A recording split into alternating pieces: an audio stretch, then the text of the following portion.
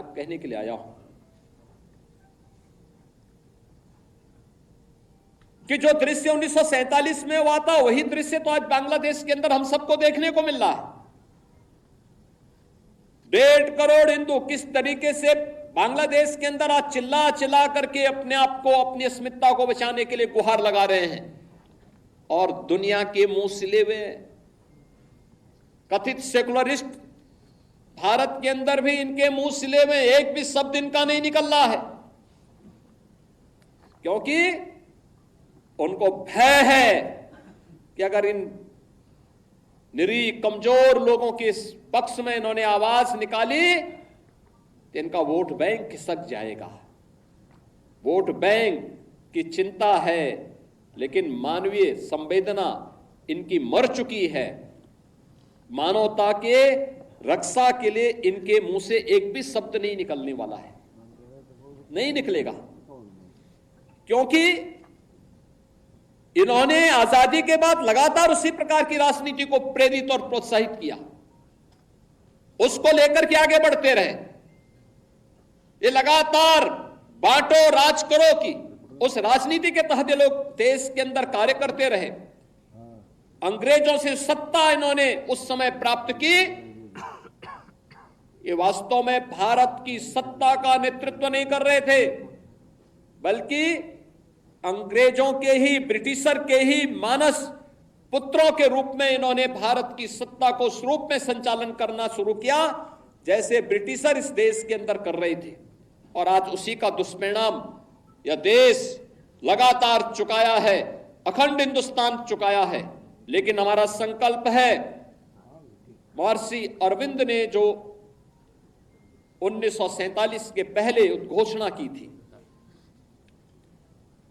आजादी की त्रास, देश की विभाजन की त्रासदी आजादी के मिलने के बाद अक्सर उन्होंने इस बारे में अपनी चिंता व्यक्त भी की, और उन्होंने इस बात को कहा था कि आध्यात्मिक जगत में पाकिस्तान कोई वास्तविकता नहीं है,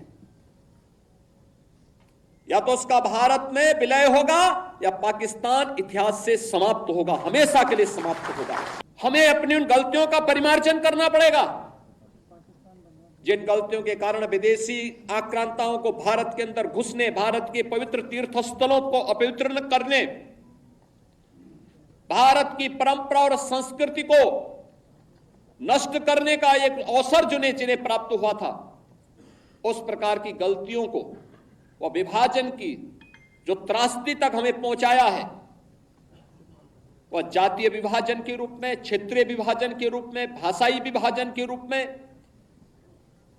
इन सभी से उभर करके हम सबको राष्ट्र प्रथम के भाव के साथ मिलकर के कार्य करना होगा।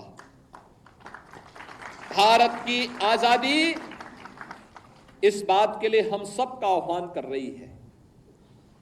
और याद रखना, भारत केवल दुनिया का सबसे बड़ा लोकतंत्र ही नहीं है, ये लोकतंत्र की जननी भी है। जितनी स्वतंत्रता भारत ने अपने नागरिकों को दी है, दुनिया के अंदर इस प्रकार की स्वतंत्रता किसी भी अन्य देश में अपने नागरिकों को नहीं प्राप्त हो पाई है। हम सबको अपने संविधान पर गौरव की अनुभूति करनी चाहिए। भारत के संविधान निर्माताओं के प्रति अपार श्रद्धा और सम्मान का भाव व्यक्त करना चाहिए। हमें सरदार वल्लभ भाई पटेल की दृढ़ता का सम्मान करना चाहिए।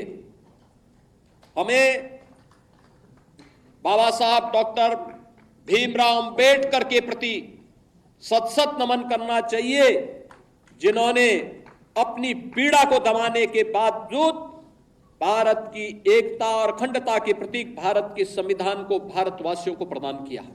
जो संविधान आज भी हम सबका नेतृत्व करता है, हमारा मार्गदर्शन करता है। और उन सभी महापुरुषों से जिन्होंने भारत के संविधान सभा के माध्यम से भारत को दुनिया का सबसे बड़ा संविधान दिया, इस संविधान के माध्यम से हम सबको भारत के इस लोकतंत्र पर गौरव की अनुभूति भी करनी चाहिए।